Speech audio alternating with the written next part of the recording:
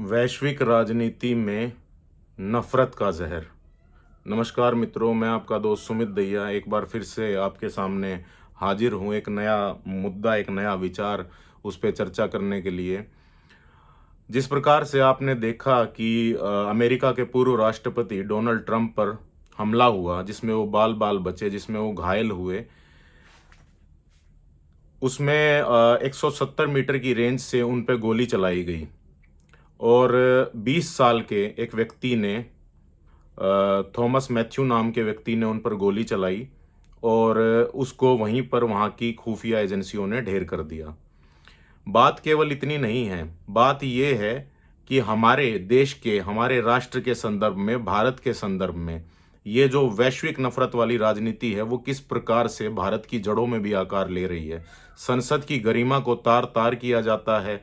बार बार विधानसभाओं में, लोकसभा में, राज्यसभा में अमर्यादित शब्दों का, असंसदीय शब्दों का, असंसदीय भाषा का प्रयोग किया जाता है। सांसदों का आचरण, प्रश्न चिन्ह, सांसदों के आचरण पर बहुत बड़े प्रश्न चिन्ह खड़े होते हैं। वो वेल में जाते हैं, किताबें लहराते हैं, संसद की जो नियमावली है उसको तार तार करते हैं। इसका जिक्र बार बार संसद में होता भी है। इसको लेकर के कई बार संसद की जो उस समय जब संसद का प्रश्नकाल चल रहा होता है या जो संसद का सत्र चल रहा होता है, उससे सांसदों को उनके आचरण और व्यवहार के आधार पर सस्पेंड भी किया जाता है, लेकिन उसके बाद भी उनके आचरण और व्यवहार में किसी प्रकार का परिवर्तन नहीं आता। चाहे आप बयानों का स्तर ले लें, चाहे आप संसद का स्तर ले लें, चाहे आप विधानसभाओं का स्तर ले लें, चाहे आप वैश्विक स्तर ले लें, राजनीति में शिष्टाचार की जगह पूरी तरीके से नफरत फैल चुकी है। मैं अमेरिका की जो बात कर रहा था उसमें इससे पहले 4 राष्ट्रपतियों की हत्या हुई है, जिसमें राष्ट्रपति अब्राहम लिंकन है, जेम्स गार्डरफील्ड, इसके अलावा विलियम मैकिनले और जॉन एफ कैनेडी की हत्या हुई है। इसके अलावा 4 राष्ट्रपति ऐसे भी हैं जिन पे कातिलाना हमला हुआ, लेकिन वो बाल बाल बच गए, उनकी हत्या नहीं हुई, जिसमें Harry Truman, Ronald Reagan, Gerald Ford और जॉर्ज डब्ल्यू बुश का नाम है। इसी प्रकार से भारत में भी अगर आप देखें तो प्रधानमंत्री इंदिरा गांधी और राजीव गांधी की हत्या हुई थी। इसी प्रकार से पंजाब में मुख्यमंत्री बेअंत सिंह की हत्या हुई थी। बहुत सारे विधायक और सांसदों की भी हत्याएं हुई हैं, जिनको पॉलिटिकल हत्याएं कहा जाता है, राजनीतिक हत्याएं हुई है, और बहुत सारे कार्यकर्ताओं की भी। विशेष तौर पे अगर आप देखेंगे तो केरला में और पश्चिम बंगाल में और तमिलनाडु में राजनीतिक हत्याओं का लंबा सिलसिला जारी रहा। इससे पहले बंगाल में कम्युनिस्टों की सरकार में भी राजनीतिक हत्याओं का लंबा सिलसिला जारी रहा। फिलहाल मैं जिस मुद्दे पर आपसे बात करना चाहता हूं, कुछ चीजें जिन पर गौर किया जाना चाहिए। राहुल गांधी ने कभी चौकीदार चोर है कहा था, जिस पर उन पर मानहानि का मुकदमा चला और उन्होंने सुप्रीम कोर्ट में बेशर्त माफी मांगी और सुप्रीम कोर्ट ने उनको चेतावनी देते हुए, अपने व्यवहार के लिए चेतावनी देते हुए उन्होंने उनकी माफी को मंजूर किया। सुप्रीम कोर्ट ने राहुल गांधी की माफी को मंजूर किया। अभी हाल ही में हमने देखा कि जिस प्रकार से वाराणसी में प्रधानमंत्री के काफिले पर भीड़ में से किसी ने चप्पल फेंक दी और इस बात को महिमा मंडित किया गया, इस बात की निंदा नहीं की गई। इस बात की जो बड़े नेता हैं विपक्ष के, उन्होंने महिमा मंडित किया। ट्विटर पर इसका इस तरीके से किया, दिखाया गया कि भाई लोगों में बहुत ज्यादा गुस्सा है, इस तरीके से उन्होंने पेश किया। इसके अलावा अगर आप देखेंगे तो कुछ वर्ष पहले या कुछ महीनों पहले पंजाब में प्रधानमंत्री का काफिला एक फ्लाईओवर पर रुक गया था।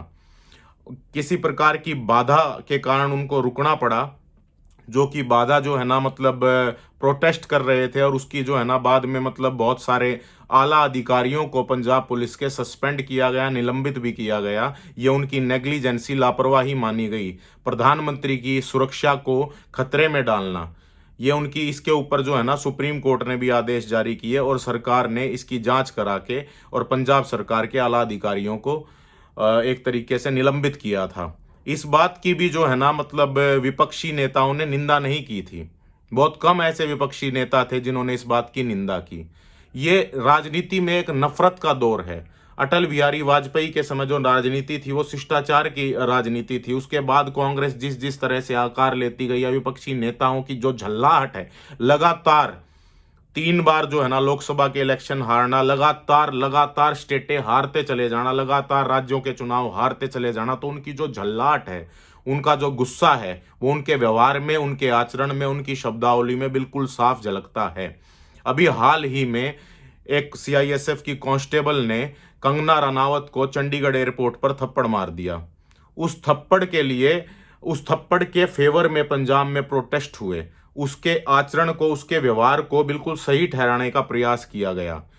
विशाल डडलानी नाम के एक संगीतज्ञ हैं जिन्होंने उस लेडी कांस्टेबल को नौकरी तक की ऑफर कर डाली कि अगर आपको हटाया जाता है गवर्नमेंट जॉब से तो वो उनको नौकरी देने को तैयार हैं।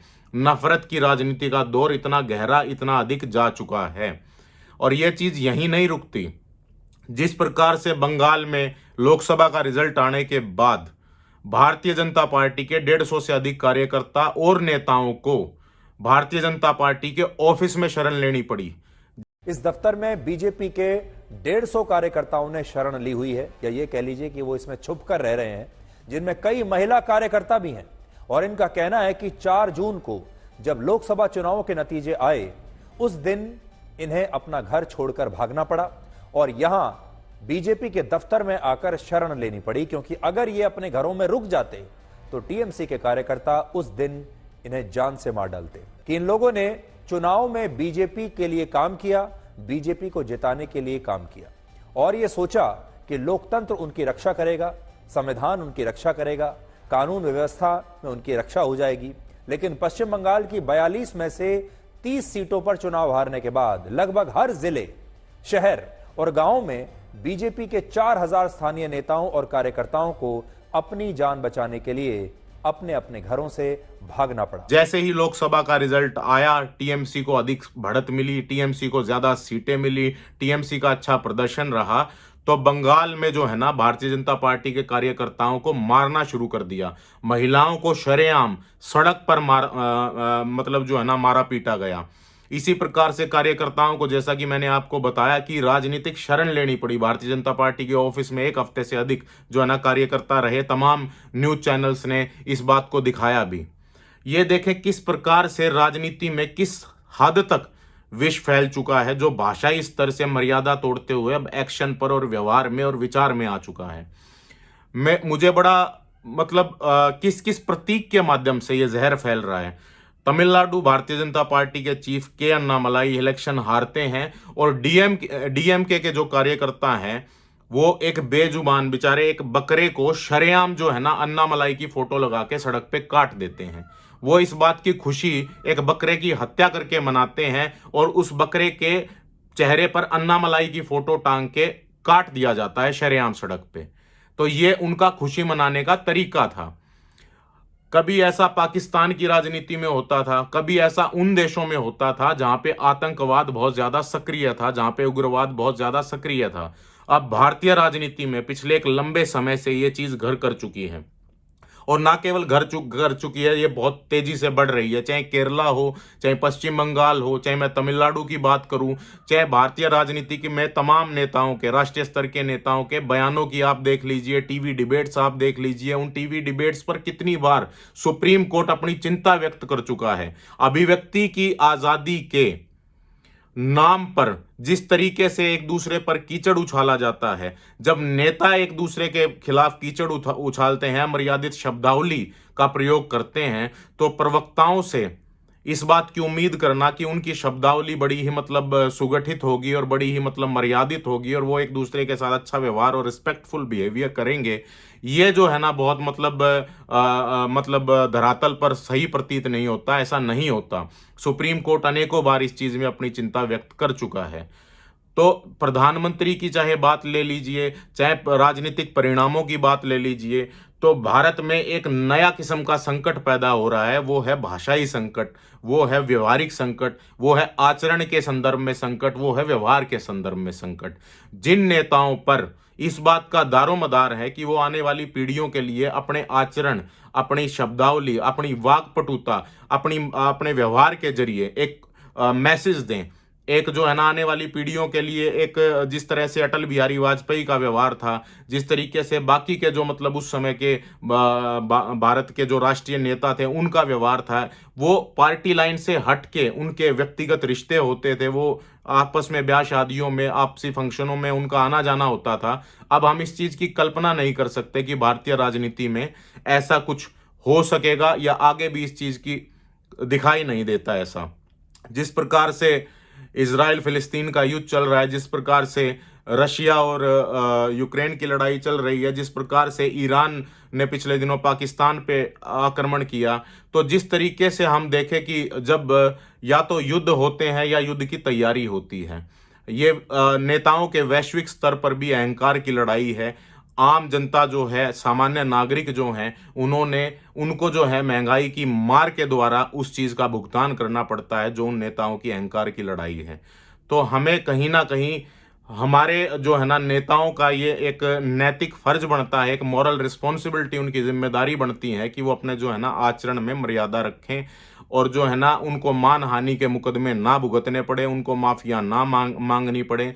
कितने ही आम आदमी पार्टी के नेताओं के नाम भी मैं गिना सकता हूं जिन पर ये मुकदमे चले, जिन्होंने बाद में उन्होंने माफिया मांगी, एक दूसरे पर इल्जाम लगाना, अमर्यादित आचरण और व्यवहार का प्रयोग उन्होंने बार बार किया। और ऐसा ना केवल एक पार्टी का नाम, ना केवल कुछ नेताओं का, पूरे भारत की राजनीति में हर पार्टी हर स्तर पर यह चीज घर कर चुकी है। उम्मीद है आने वाले समय में जो है ना हम ये देखें कि हमारे नेताओं का जो आचरण है उनमें परिवर्तन हो, संसद की गरिमा, जो देश की सबसे बड़ी पंचायत और जो एक तरीके से लोकतंत्र का मंदिर है, उसकी गरिमा बनी रहे, ऐसी उम्मीद हम करते हैं। बहुत बहुत धन्यवाद मित्रों। आने वाले समय में फिर किसी नए मुद्दे के साथ आपसे मुलाकात होगी। बहुत बहुत धन्यवाद।